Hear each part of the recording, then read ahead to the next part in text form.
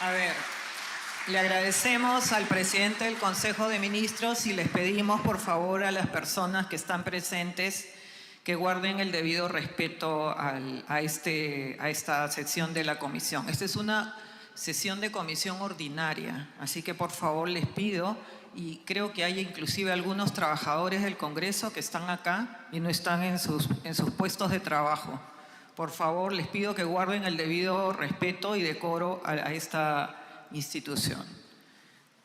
Le agradecemos al presidente del Consejo de Ministros, doctor Aníbal Torres Vázquez, por la exposición de los fundamentos de la iniciativa y le pedimos que se pueda mantener unos momentos más en la sala a efectos de poder atender las consultas que tuvieran a bien expresar los señores congresistas.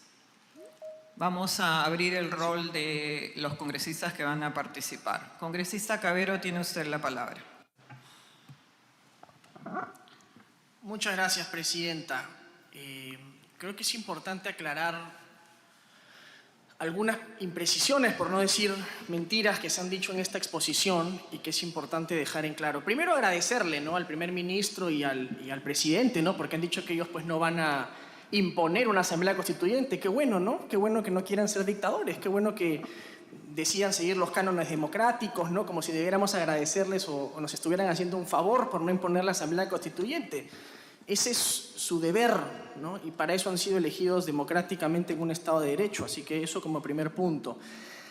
Se han dicho una serie de cosas. Bueno, también agradezco que el primer ministro haya sido muy sincero y nos haya aclarado, sí, pues que el presidente engañó a todo el mundo, ¿no?, que prometió algo que no podía cumplir o que sabía que no podía cumplir y que finalmente al verse, digamos, desenmascarado como un mentiroso, lo que decidió después lanzar el pato al Congreso y decir, no saben qué, señores, ustedes decidan, ¿no? Y bueno, en buena hora, ¿no? Señora presidenta. Él ha repetido en varias oportunidades, presidenta, y después mis colegas podrán comentar seguramente en su momento, que ellos van por todo el Perú de consejos de ministros descentralizados y que la gente les pide a gritos asamblea constituyente, cierre del Congreso, ¿no?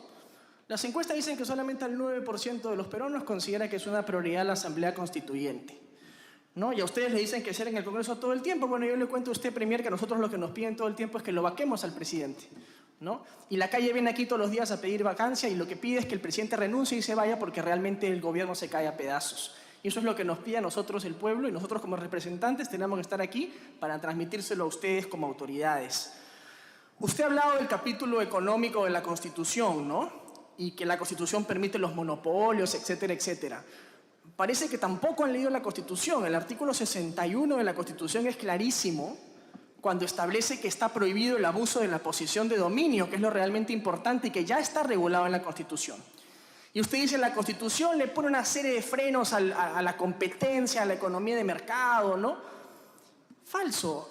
Esta Constitución es la Constitución con mejores resultados económicos de la historia del Perú. La pobreza se ha reducido como nunca, hemos crecido como nunca. La desigualdad, Premier, se ha reducido como nunca antes en el Perú. El acceso a servicios públicos, obviamente no es un país perfecto, no somos un país europeo, no somos Suiza, ni mucho menos, ¿no? Hay muchísimo camino por andar en el Perú, pero si uno está en una suerte de piloto automático, lo que hace es busca cómo le pone cuarta y quinta al carro, no cómo le pone freno y nos vamos de reversa a un modelo estatista que en el Perú ha sido un fracaso. Usted ha hablado de Petroperú, ¿no? Las empresas públicas deben entrar a regular el mercado, a controlar los precios, han planteado en la bancada oficialista, ¿no? Porque la gente se muere de hambre. En Venezuela no hay comida, señor, y funciona con ese mismo modelo de control estatal de precios. Y la gente no tiene que comer. No hay productos en los supermercados, no hay luz, no hay la menor, digamos, posibilidad de construir en libertad un proyecto de vida. Y luego vamos ya propiamente a lo que usted ha mencionado sobre la Asamblea Constituyente. Y eso creo que es importante aclarar. Usted ha mencionado que la Constitución no se fundamenta en alguna otra norma, y eso es evidente, se fundamenta en el poder constituyente, que es el poder del pueblo, y en eso estamos absolutamente de acuerdo. Pero las constituciones, señor Premier, se hacen con vocación de permanencia, porque nosotros vivimos en una democracia representativa, no vivimos en una democracia plebiscitaria, ¿no? Y por tanto, existen mecanismos institucionales para que la propia Constitución se adapte a los cambios políticos y sociales que puedan ocurrir a lo largo del tiempo. Y de hecho, la propia Constitución, en el artículo 206, establece sus mecanismos de reforma total o parcial. Este Parlamento, elegido democráticamente por los ciudadanos, porque usted no me va a reconocer que este Parlamento no es un Parlamento elegido democráticamente, tiene la facultad de reformar totalmente la Constitución. Podremos escribir desde el artículo 1 hasta el último artículo de nuevo.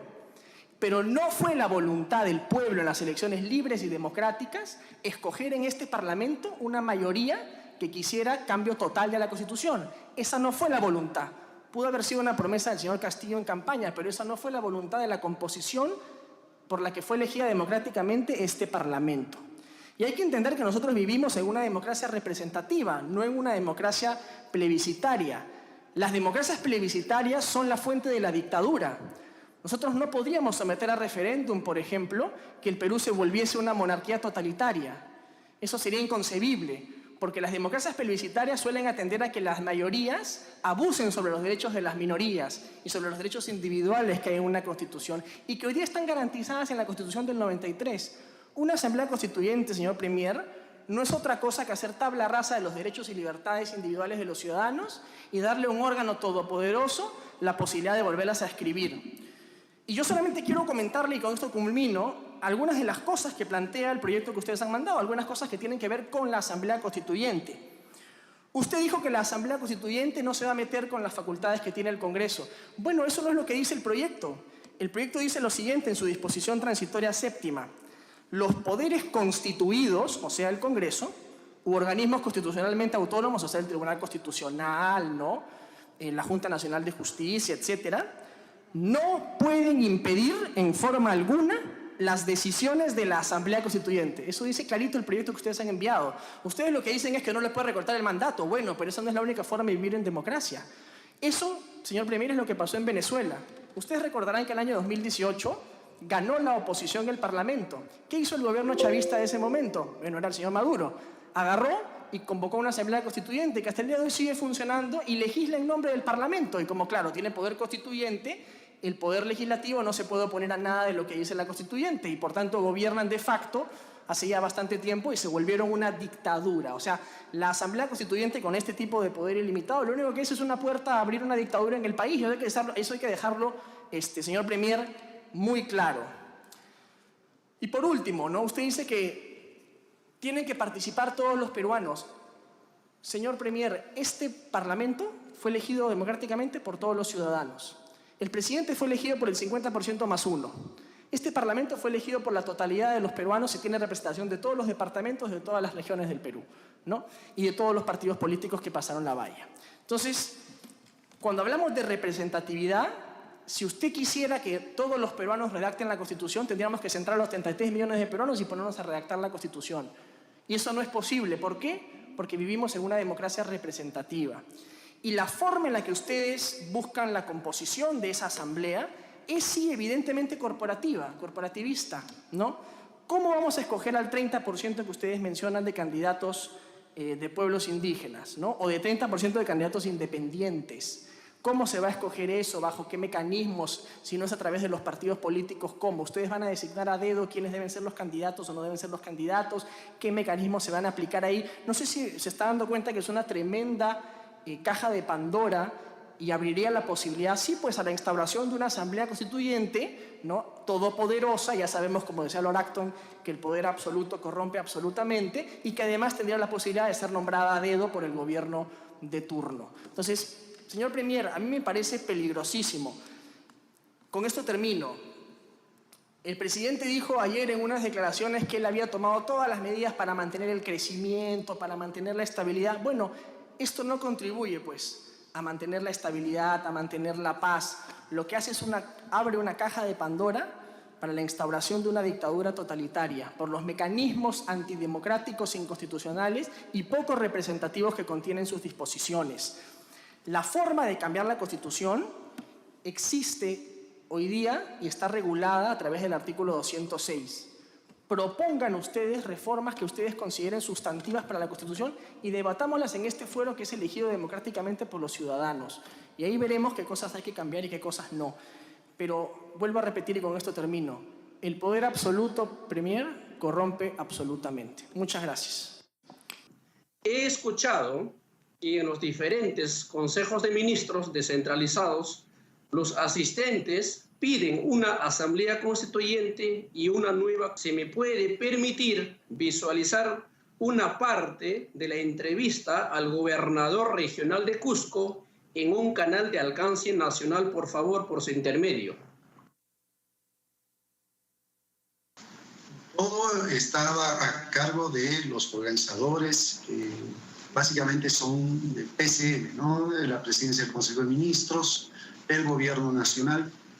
Nosotros como Gobierno Regional simplemente articulamos, planteamos, prestamos logística para que esto se desarrolle, pero la organización en sí, en accesos, en manejo de escenario, en control de los oradores, etcétera, total y absolutamente en manos de la Presidencia del Consejo de Ministros. Mira, yo mismo fui, digamos, me trataron de callar, de manipular mi presentación cuando quería poner una agenda clara para que se pueda hablar, para que se pueda coordinar y que los ministros respondan a las demandas, porque ¿qué más? Todo el tiempo se hablaba de cierre del Congreso y de nueva Constitución, pero los otros temas de agenda que a nosotros también nos parecen prioritarios, que han sido planteados por las mismas organizaciones sociales, obviamente debían darse más bien respuesta a esos temas. Gracias, Presidenta. Antes que nada, saludar a todos los congresistas presentes, saludar al Ministro de Justicia y al Presidente del Consejo de Ministros. Me gustaría, básicamente, agradecerle al Presidente del Consejo de Ministros por la sinceridad y la franqueza con la cual ha revelado cuál es la verdadera intención detrás de este proyecto de ley que plantea la Asamblea Constituyente, ¿no? Porque por su exposición ha quedado clarísimo cuál es el contenido que el Presidente del Consejo de Ministros quiere que se apruebe vía Asamblea Constituyente, ¿no? Eliminar los contratos ley, prohibir digamos, los monopolios, pasar de la posición en la cual se condena el abuso de la posición monopólica, no el monopolio en sí mismo, tener un trato diferenciado para la inversión nacional versus la inversión extranjera. Es decir, ellos quieren plantear que haya una asamblea constituyente no para que el pueblo decida lo que el pueblo quiere. Ellos están planteando una asamblea constituyente para que se apruebe un texto con un contenido específico, y así lo acaba de revelar el presidente del Consejo de Ministros en su exposición. Y con esto revela que la asamblea constituyente para el gobierno es simplemente un vehículo que están utilizando para imponer un proyecto político determinado, con un contenido determinado, que es esencialmente totalitario. Y de hecho, hace ya varias semanas que se pasean por todo el territorio nacional haciendo campaña a favor de estos contenidos determinados que quieren ver aprobados vía Asamblea Constituyente con presupuesto público. Si este gobierno tiene tan claro cuáles son los contenidos que quieren ver aprobados vía Asamblea Constituyente, podrían perfectamente enviar esos proyectos de ley al Congreso de la República. Todos los cambios que están proponiendo pueden ser debatidos en el Congreso y de hecho deben ser debatidos en el Congreso, quien ejerce el poder constituyente derivado. De lo contrario, el Congreso de la República no tendría la facultad de modificar la Constitución. Lo que sucede en realidad, y eso es algo que también ha revelado con bastante franqueza el presidente del Consejo de Ministros, es que este gobierno sabe perfectamente que ellos no van a conseguir los consensos que se requieren para aprobar las reformas en concreto que ellos están planteando en el Congreso, que es el espacio verdaderamente democrático para aprobar las reformas constitucionales, porque el Congreso de la República ha sido elegido por el pueblo, tiene que observar una serie de procedimientos, tiene que observar su reglamento, tiene contrapesos institucionales que existen como garantía para el respeto de las libertades y los derechos de los ciudadanos. Ellos saben perfectamente que las propuestas que ellos tienen probablemente no consigan el consenso necesario para ser aprobados en este Congreso. Y por eso es que están planteando bypassear los mecanismos verdaderamente democráticos a través de este cascarón de apariencia engañosa de democracia que es la Asamblea Constituyente. Congresista Cabero, ¿usted puede retirar la palabra respecto a Por supuesto, Presidenta, lo retiro, aunque sigo pensando lo mismo. Gracias. Muy bien. Hoy día el Premier ya no nos sorprende, nos pretende presentar la Asamblea Constituyente como que fuera la pócima para solucionar los problemas del Perú que ellos mismos han ahondado. Y desconoce realmente todos los éxitos o resultados que tiene la Constitución política del Perú. Recibe el país con reservas negativas, menos 300 millones de dólares, y una hiperinflación acumulada de más de 2,5 millones, Premier, y usted lo ha vivido, como lo ha vivido el ministro de Justicia. Acuérdese que era tal la hiperinflación que usted en la mañana compraba un pan con determinada cantidad de dinero y en la tarde no podía comprar una migaja. Esas son realidades. Entonces, cuando viene usted a presentarnos como una suerte de hechicería, que esta es la pócima mágica, la Asamblea Constituyente, mire los países que han tenido Asamblea Constituyente. Venezuela, la economía más rica de las Américas. ¿En qué lo han transformado? Tiene hoy día a ciudadanos venezolanos en las esquinas nuestras, en nuestro país, en un país pobre, mendigando como consecuencia de quien condujo pues los resultados de su Asamblea Constituyente. Cuba, que en algún momento podría ser el ícono para los ciudadanos de nuestro país, han pasado más de 60 años de la revolución y hoy día pues es un país que está sumido en la extrema pobreza. Y yo les pido, dense una vuelta por Cuba y verán esa realidad, que hay escasez. Todos estos países, como consecuencia de la Asamblea Constituyente, han caído pues en escasez, en limitación de accesos a determinados servicios, a la nutrición, colas interminables y una situación realmente lamentable. El Perú se recibe con menos 300 millones de dólares de reservas negativas y el año 2000 se entrega con 8.786 millones de dólares en reservas. Hoy día las reservas internacionales netas en el Perú son 77.341 millones al 9 de febrero del 2022. Aquí veo que algunos señores, colegas, hablan de golpe. Las constituciones del golpe realmente desconocen lo que es, Premier, usted también lo ha vivido. Porque la Constitución de 1979 fue justamente consecuencia de un golpe militar. Y yo recuerdo claramente, y en algún momento hemos discutido lo que señalaba el dictador Morales Bermúdez en esa época. Si no se incluye en la reforma del gobierno revolucionario, cierro la Asamblea Constituyente. Revisen la historia. El espejo de la historia nos permite justamente tener conocimiento conceptual y cabal de lo que se vive o de lo que se ha vivido para no volver a repetirlo. Entonces, mal haríamos en querer repetir lo que usted nos propone. La Constitución de 1933, Premier, también viene de un golpe de Estado, de Sánchez Cerro. Entonces, cuando Fujimori hace un cambio constitucional, porque lo requería el país para salir de esta situación que ustedes plantean, y que ustedes plantean como problemática del Perú, ¿no es así? Que dicen, actualmente existe crisis a nivel político, económico, social y cultural, como que fuera problema de la Constitución. Es problema de la conducción y de los malos cuadros profesionales que se han puesto para dirigir los sectores del Estado. Muchas gracias, Presidenta. Por su intermedio, consultar al Premier respecto de la Ley 27600, ley que suprime la firma y establece el proceso de reforma constitucional. Sí está previendo tomar acciones en esa línea, ya que esta ley está en este momento vigente y producto de esta ley tenemos una sentencia del Tribunal Constitucional que obra en el expediente 014-2002, donde de manera precisa da los procedimientos, y uno de los procedimientos que ha sido optado por el Poder Ejecutivo es plantear el proyecto que han planteado y que el día de hoy es materia de debate, pero también en esa misma sentencia tenemos 3 alternativas.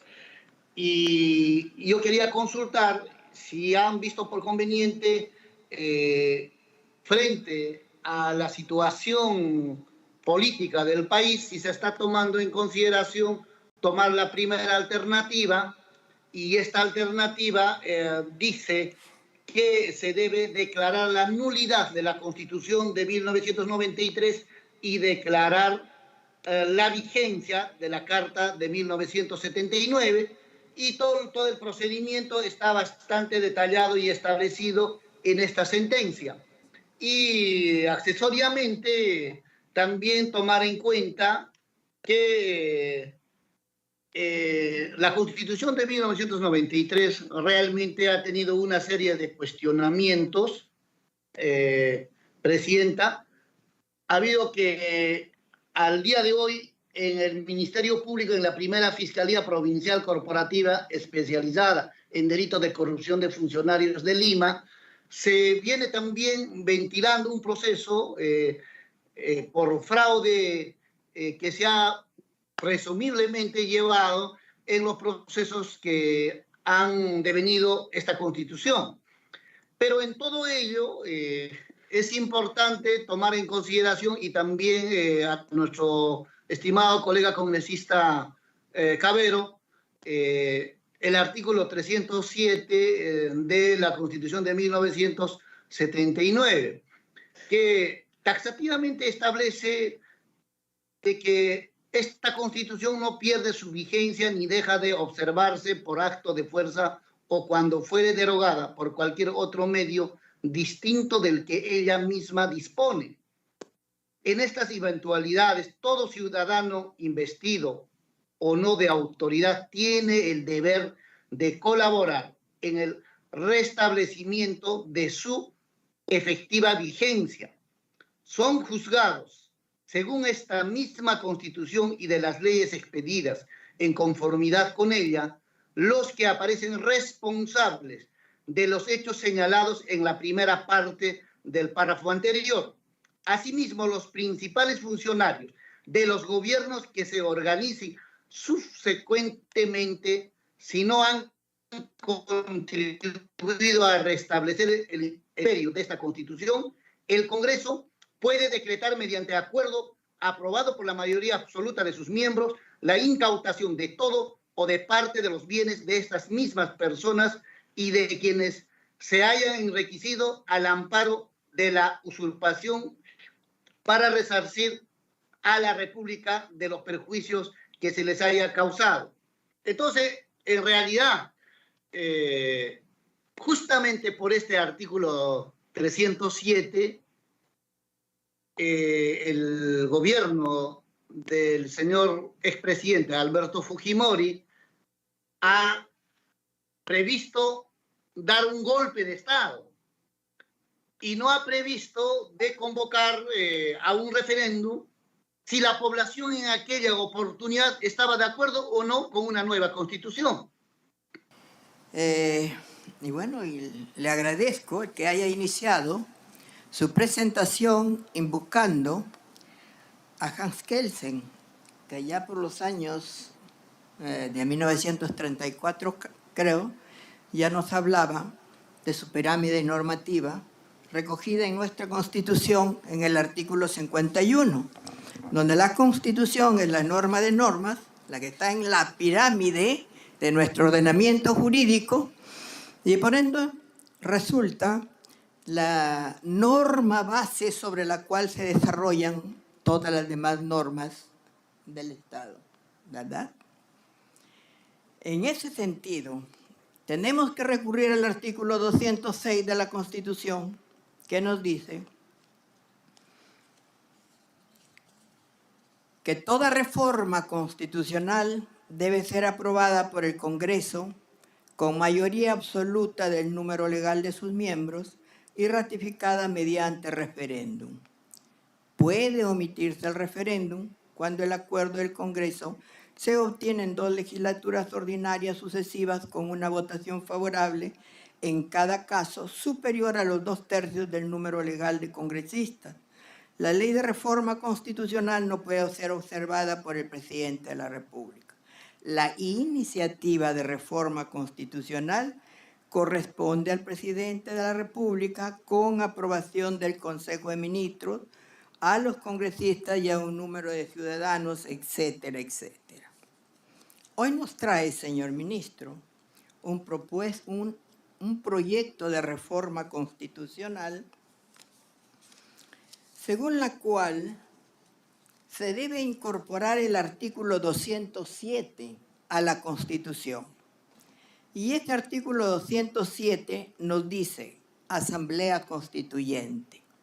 La elaboración y aprobación del proyecto de nueva Constitución está a cargo de una Asamblea Constituyente elegida por el pueblo, cuya propuesta de texto constitucional es sometida a referéndum popular ratificatorio. Quiero iniciar citando las palabras que él indicó al final, diciendo ser honesto quiere decir hablar con la verdad. Y esto porque he escuchado en su exposición una serie de imprecisiones y creo que no nos podemos como políticos aprovechar del desconocimiento de los peruanos que por diferentes motivos no han podido leer la Constitución o quizás algunos tecnicismos los han llevado a creer que lo que se dice es. Quiero también citar algunos de los ejemplos que él ha puesto, por ejemplo, el ejemplo del arrendamiento. Como joven, pago un alquiler todos los meses. Imaginemos que el próximo mes el Estado, porque lo decide así, fija el precio del alquiler a 800 soles, ¿no? ¿Qué sucedería? Nosotros, los que pagamos alquiler, vamos a ser los más felices. Pero ¿qué pasaría con la persona que ha tenido que sacar un préstamo de repente para construir el segundo piso? ¿Qué pasaría con esa persona que vive exclusivamente con ese dinero? Y además, ¿qué pasaría con aquel contrato que nosotros libremente hemos decidido firmar? ¿Qué sucedería con ello? Primero, podría pasar de que la señora evidentemente ya no tenga cómo pagar el banco. En segundo lugar, que los créditos hipotecarios en nuestro país vayan bajando, que las tasas de interés se eleven y que la economía se vuelva un desastre por la mala decisión que se ha tomado o por querer fijar un precio que el Estado evidentemente no le corresponde. Otro punto importante, y es de repente poner un ejemplo más sencillo de lo que siempre se ha dicho, ¿no? De este ánimo de querer fijar los precios. ¿Qué sucede hoy con el precio del pan, Premier? Son casi 4 panes por un sol que nos dan. Pero imaginemos que mañana el presidente sale a decir de que el precio del pan va a ser 10 centavos. La gente va a aplaudir. Pero ¿qué pasa con los panaderos? ¿Qué sucedería? ¿Cómo harían ellos para pagar el alza de la importación de harina, por ejemplo, que se tiene? ¿Cómo se cubriría eso? ¿Qué pasaría? Evidentemente, ya los panaderos no tendrían cómo hacer frente a su negocio y habría un desabastecimiento de pan. ¿Qué es lo que sucede en otros países, como en Venezuela? Porque a eso nos lleva la fijación de precios. Otro punto importante que creo que ya lo ha explicado muy bien la congresista Echaíz es respecto al artículo 61. Se habla constantemente de que en nuestro país los monopolios fijan los precios, pero usted hace un momento dijo, monopolios de los. Cuando hablamos de los, ya no estamos hablando de un monopolio. No podemos hacerle creer a las personas que todas las grandes empresas son un monopolio.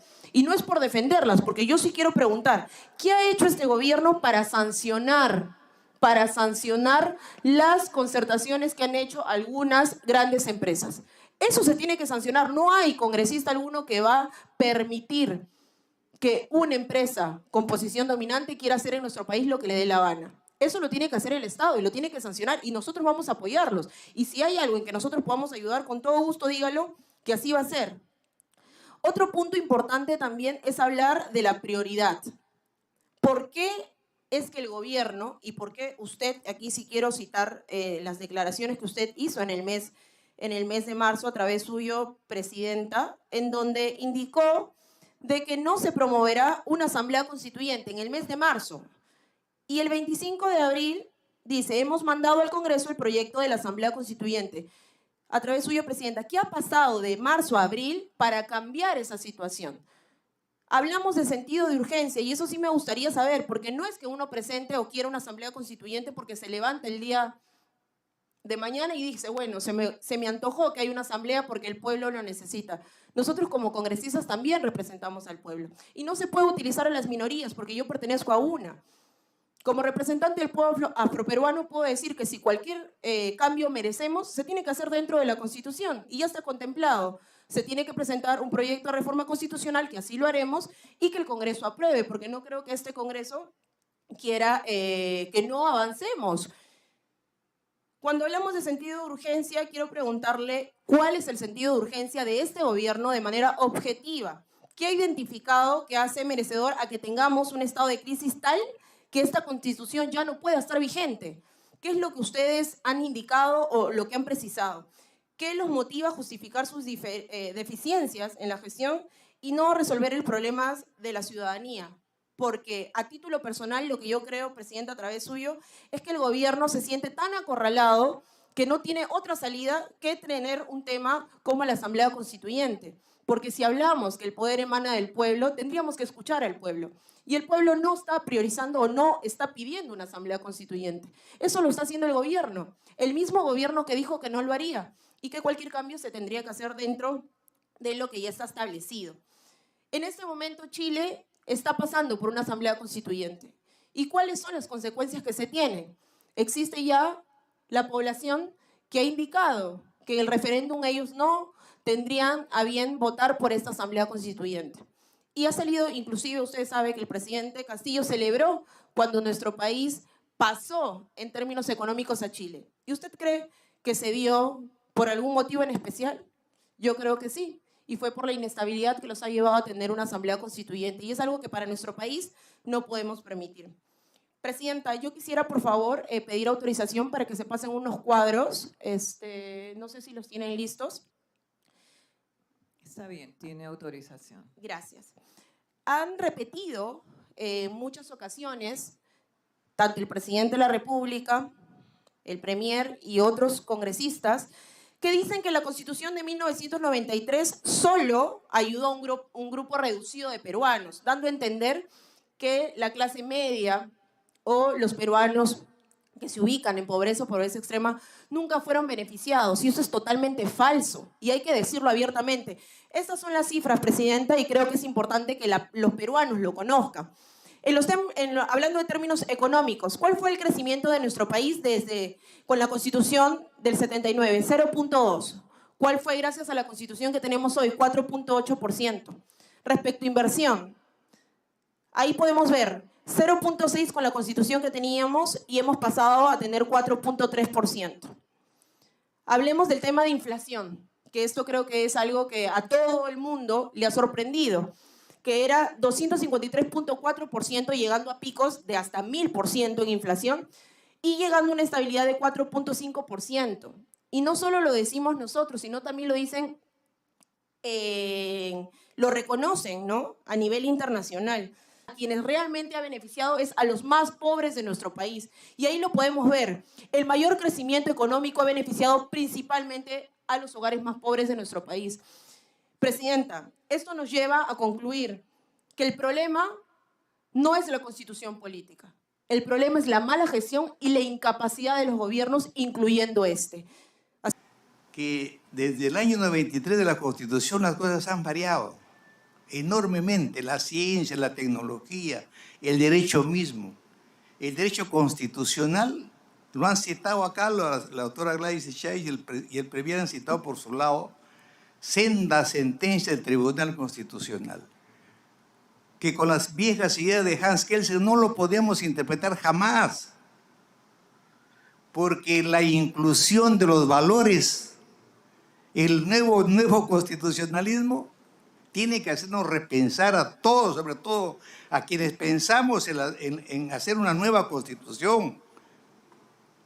No podemos ya estar con esos viejos moldes. ¿Por qué creen ustedes, amigos congresistas, que las citas que se hacen eso, por ejemplo, no hay una sola sentencia que no tenga un número 1 de los más grandes juristas del nuevo constitucionalismo? Robert Alexis es el único que se cita en el mundo como primer tratadista que ha innovado el derecho constitucional y ha hecho ingresar los valores constitucionales de los cuales cada día estamos enriqueciéndolo permanentemente. O sea, ese catálogo de derechos fundamentales inextenso ha sido gracias a este gran jurista alemán. El segundo, ¿quién es? Farrajoli, otro de los más citados en el mundo. Y el tercero, Bernal colombiano. No hay más constitucionalistas. De tal manera que yo invoco por eso, de que en este tramo del año del bicentenario que nos toca a los congresistas reflexionar bien. Los aviones que ellos usan, helicópteros, pasajes, policías, carros, ministros, chalecos bordados, gorros bordados y unas locales hasta con flores y buenos manteles. Y lo tengo que mencionar así, y hacen campaña con la plata del Estado. Señora Presidenta, la honestidad no es lo mismo que la integridad. Ser honesto no es lo mismo que ser íntegro. El señor Aníbal Torres, que está sentado ahí, se lo tengo que decir, porque su presidente, el señor Castillo, y los congresistas que están del Partido de Perú Libre, del señor Aníbal Torres, usaron la Constitución para llegar allí donde están. Usaron el mecanismo democrático que la Constitución les dio para estar allí y poder abrir un debate sobre la reforma de la Constitución. Que no quieren hacer un debate de reforma. Ellos solamente quieren su asamblea constituyente porque ese es un compromiso del partido que hicieron en campaña y saben muy bien que no lo pueden hacer. Esto me hace recordar, Presidenta, que cuando uno se acerca a una persona para hacerse amigo, se mete a su casa, usa su casa, aprovecha de las buenas formas de la persona, pero después lo único que quieren conseguir es destruirla. Señora Presidenta, aquí se ha dicho que la Constitución no, por ejemplo, no ha establecido correctamente el proceso de descentralización. Falso. La Constitución, ese proceso de descentralización, Presidenta, fue reformado en la época del señor Toledo. Y hubimos varios parlamentarios diciendo que no podíamos establecer gobiernos regionales bajo la base de departamento, es decir, los caballos delante, la carreta delante de los caballos. Sin embargo, esa propia Constitución y ese propio artículo, señor Aníbal Torres, señora Presidenta, establece que el proceso de descentralización, por lo menos hasta ahora, no se ha culminado, y no se ha culminado porque le deja la ley ordinaria a que es el Ejecutivo, quien es el que se encarga de los límites, por si acaso, deba empezar a convocar por referéndum la conformación de las regiones. Por ejemplo, para decírselo al señor Torres, que creo al parecer que por negación actúan y niegan nada más la Constitución y no leen o interpretan los artículos. Por ejemplo, solamente estoy tocando el tema de descentralización, señora Presidenta. Tan es así que este Ejecutivo, como no ha leído y cree tanto en la descentralización, no ha convocado un referéndum para establecer cómo se establecen los límites de las regiones, para ahí establecer, sí, los gobiernos regionales. Porque establecer los gobiernos regionales en departamentos, posición, por si acaso, del fujimorismo fue en contra. Sin embargo, se estableció así en la Constitución. Por otro lado, señora Presidenta, hay un parlamentario que planteó el hecho de que quiere reformar la Constitución y dijo que porque quiere establecer derecho al Internet, la defensa de los animales, etc. Señora Presidenta, cuando se hizo la Constitución en 93 no existía el Internet. Y entonces, por un proyecto de ley, claro que lo puede plantear. Claro que podemos modificar la Constitución y no necesita una asamblea constituyente para eso, señora Presidenta. El principio de derecho adquirido y derecho cumplido fue debatido en la época del señor Toledo, vuelvo a repetir, y se planteó allí, incluso él, como ya lo dijo el señor Aníbal Torres, una comisión, una comisión especial para que revise la Constitución. Y hay un planteamiento, señora Presidenta, y obra en el Congreso de reforma total de la Constitución, que se inició el debate y no se culminó. Por lo tanto, señora Presidenta, ante todo lo dicho de demás colegas que usted ha invocado a que el tiempo lo ahorremos, yo quiero decir algo, señora Presidenta. Esta es la copia de un guión de una novela que se está dando en Venezuela y que nadie le está dando like a esa novela ahí en Chile, señora Presidenta. Eso es lo que está ocurriendo en estos momentos. Y yo le invoco al señor Aníbal Torres a que, si quiere reformar la Constitución, presente proyecto de reforma, revise por lo menos lo que ya existe, que es una reforma total de la Constitución, y se pueda presentar. Y ojo, cuando el artículo 32 nos dice que se puede someter a referéndum la reforma total de la Constitución, el artículo 206 nos dice la forma, y cómo y cuándo.